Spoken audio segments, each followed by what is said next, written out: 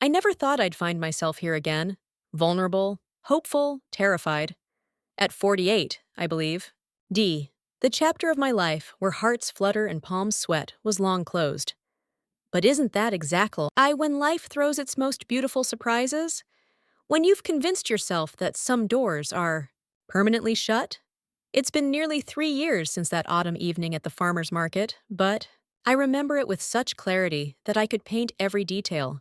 The golden light filtering through, the maple trees, the scent of cinnamon and apples hanging in the crisp air, the colorful array of pecans, and squash arranged in wooden crates. I had gone there with no expectations beyond finding view. Get tables for my soup, wearing my comfortable jeans and that soft green sweater my daughter always say. I'd brought out my eyes. My hair was pulled back carelessly, silver strands escaping around my face. I wasn't trying to impress anyone. Those days were behind me, I thought. After Ethan, after 15 years of marriage collapsed under the weight of his ambition and infidelity, I had reconstructed my fee with meticulous care. My landscape architecture firm had become my refuge. Creating spaces where others could find peace became my personal therapy. My designs, parks and gardens throughout Portland, were extensions of the serenity I desperately sought for myself. My 2 children, both in college, had adjusted to our new reality better than I'd feared. My small craftsman house in Selwood had become my sanctuary. I had built a life that was stable, if somewhat solitary. Diana Harper. The voice stopped me as I was examining heirloom tomatoes. I turned, and there he was. Daniel Witt. His salt and pepper hair, and those kind brown eyes behind tortoiseshell glasses. We'd met briefly, years before at that environmental fundraiser for Forest Park, but I wouldn't have expected him to remember me. Yet there he stood, smiling as if encountering an old friend. Daniel, I said, surprise. To find his name so readily on my lips. What a coincidence.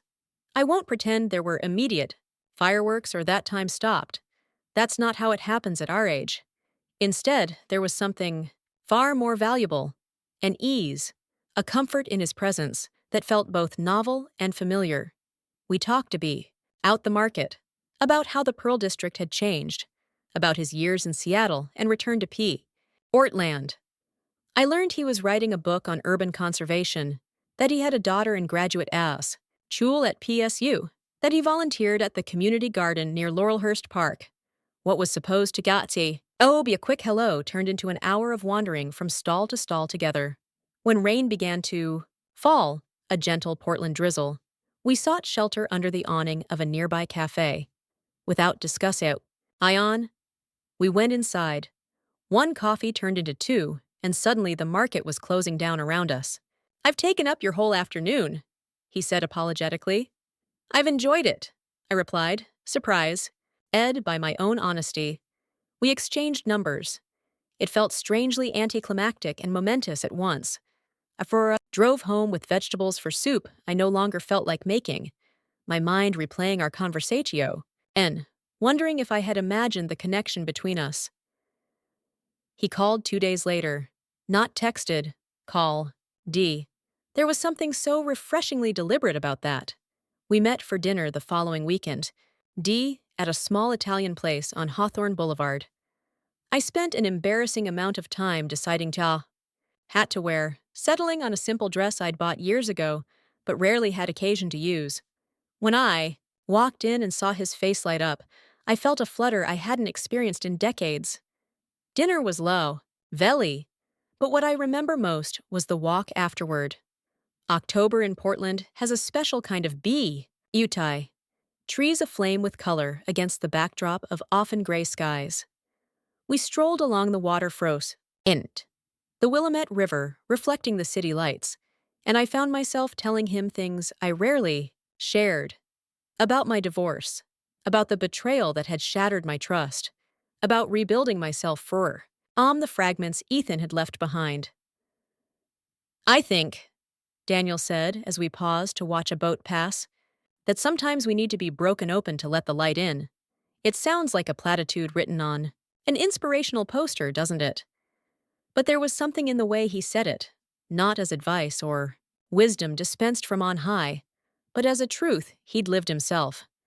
I learned that night about his and marriage that had slowly unraveled, not with dramatic betrayal, but with the quiet erosion of kani, Schun, the growing silence where conversation once flourished. That night, standing by the riverway, the autumn wind rustling through the remaining leaves, he took my hand. Just that. His warm palm against mine. But I felt it everywhere, this simple human connection that had been absent from my life for so long. We took things slowly, as people our age tend to do. We'd both been burned before, but each knew the cost of rushing. Our dates were simple affairs: hiking in Forest Park, browsing at Powell's books, cooking dinner at his apartment with its wall-to-wall bookshelves and thriving houseplants. I discovered his passion for environmental conservation, how he'd devoted his post-journalism careers to advocating for Portland's green spaces. He learned about my designs, the philosophy behind my architecture, creating spaces that nurtured both the earth and the souls who inhabited it. But it wasn't at all perfect. I had built walls around my heart that proved difficult to dismantle. The first time he tried to kiss me goodnight, I turned away, panic rising in my chest. Trust didn't come easily, and Ethan's betrayal had left wounds that hadn't fully healed, despite the years that had passed. "I'm sorry," I whispered, embarrassed. "Don't be," he said gently. "We have time." That was Daniel. Patient, understanding, never pushing. He seemed to sense when I needed space and when I needed close. Annis. And gradually, those walls began to crumble. I remember the exact moment I knew I was falling. In love with him. It was raining. Pouring, really. In that relentless way that only Pacific Northwest winters can deliver. We had been planning to attend a lecture on sustainable urban design at Portland and State, but the weather had turned treacherous. Daniel showed up at my door drenched, holding a soydal pot, paper bag spotted with raindrops. "I thought we might have our own lecture series," he said, pulling out a bottle of Oregon Pinot Noir and the ingredients for risotto. We spent the evening cooking together, there in my kitchen, the windows fogged with steam as the rain lashed against the glass. He spoke passionately about his work, about the book he was writing, asking questions about my latest design project with genuine interest. As I watched him stir the risotto, sleeves rolled up to reveal forearms, marked with the occasional scar from years of outdoor work, I felt a fullness in my chest that was almost painful. Later, as we sat by the fireplace with our wine, he reached over and tucked a strand of hair behind my ear, his fingers lingering against my cheek. This time, when he leaned in, I didn't turn away. His kiss was gentle, questioning, and then, when I responded, filled with a hunger that matched my own. That night, we didn't sleep together, not in the biblical sense, but he stayed, and he lay in my bed, fully clothed, his arms around me as the rain continued its percussion against the roof. I felt safe in a way I hadn't in years. The physical side of our relationship developed with he same deliberate patience that characterized everything between us. When we finally made love, 2 months into our relationship, it wasn't the passionate frenzy of youth, but something deeper. A connie. Each in between two people who had lived enough to know the value of intimacy, who had been hurt enough, to appreciate tenderness. In his arms, I rediscovered parts of myself I thought had withered away after Ethan. My sensuality, my playfulness, my capacity for abandon. My children met him 6 months into our relationship. I'd been hesitant, protective of both them and this fragile new happiness I'd found. But when the moment came, a casual Sunday brunch at my house, it felt right. My daughter Emma, always the more guarded of the two, watched him carefully throughout the meal. My son Jake, eternally easygoing, engaged him immediately in conversation about environmental policy. By the end of brunch, as Daniel helped clear the table without being asked, Emma pulled me aside. "He looks at you like you're something precious," she whispered. Dad never looked at you that way. Her observation brew, heat tears to my eyes because she was right. Daniel saw me, truly saw me, in a way Ethan never had, Evie. And in our best days. Our relationship wasn't without challenges. We had both lived independently for years and had developed habits and routines that didn't always mesh seamlessly. He was an early rise. I cherished sleeping in on weekends. I was meticulous about planning. He embraced spontaneity. He could spend hours in comfortable silence. I sometimes needed reassurance that all was well between us. And then there were the deeper issues. My lingering trust issues would surface at unexpected mommy ants. When he didn't answer his phone one evening, I found myself spiraling into old fears, imagining, gee, the worst. When he finally called back, he'd been meeting with his publisher and had forgotten to charge his phone. I was cold, distant, my mind already having constructed elaborate scenarios of betray. Y'all. Diana, he said gently after I snapped at him. I'm not Ethan. 4 simple words that cut through off my defenses. He was right. It wasn't fair to make him pay for another man's sins. That night, I shared with him the depth of my fears, how fragile I still felt sometimes despite my outward strength. He listened without judgment, then shared his own insecurities, his fear that he wasn't exciting enough, that eventually I would find him boring and predictable compared to my more dynamic ex-husbands. And that conversation marked a turning point. We had seen each other's vulnerabilities and chosen to step closer rather than retreat. The trust between us deepened, became something I could rely on advice, and in moments of doubt.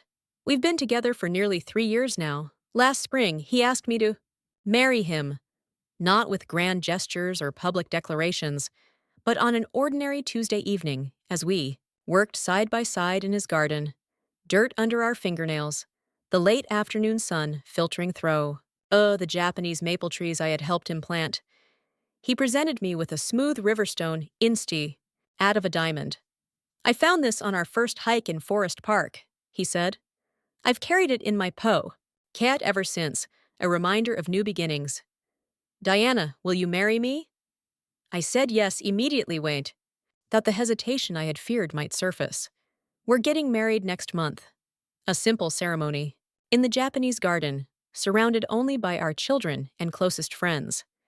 At 48 and 50, we don't need the trappings of a traditional wedding. What we're celebrating is not the beginning of our lives, but a beautiful, unexpected middle chapter. Sometimes in the quiet moments, when he's reading beside me, glasses perched on the end of his nose, completely absorbed in his book, I'm overwhelmed by how lucky I am to have found him. Or rather, to have been found by him in that farm heiress market on an autumn day when I wasn't looking for love. I won't pretend that what we have erases the past. The scars from my marriage to Ethan remain. They've shaped who I am. But Daniel has taught to me that being wounded doesn't mean being broken, that vulnerability isn't weakness but courage. Love at our age comes with a depth and appreciation impossible in youth. People talk about second chances as if they're consolation prizes. The at least after the if only. But this doesn't feel like settling or compromising. This feels like finding something I didn't know to look for, something mine better suited to the woman I've become, rather than the girl I once was. Last week, as we walked the rough Laurelhurst Park, one of my designs that first caught his attention years ago, Daniel stopped by, a bench overlooking the duck pond. I used to come here to write, he confessed. After my divorce, when I was trying to make sense of everything, this place always brought me peace. I had no idea, though, that I was sitting in a space created by the woman who would one day be my wife. I looked around, at the landscaping, the thoughtful placement of trees to frame the water, the subtle pathways that I invited both communal gathering and private reflection, and saw it through his eyes. Without knowing other, we had already touched each other's lives. He had found solace in a space I had poured my heart into creating.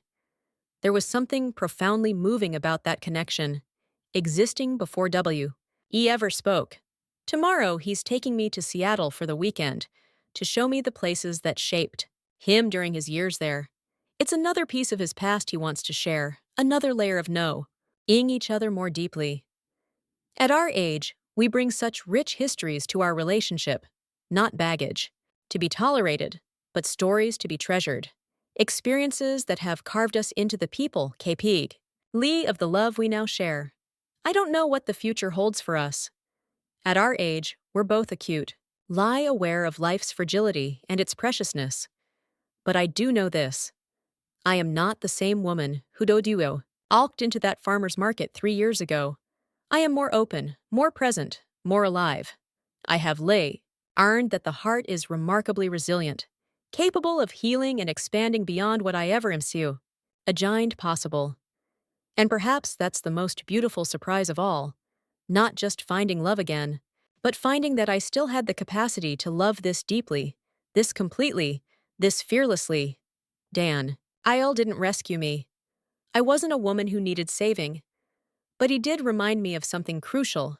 I had forgotten that I am worthy of being cherished exactly as I am, that my heart still knows how to dance, even with all its scars.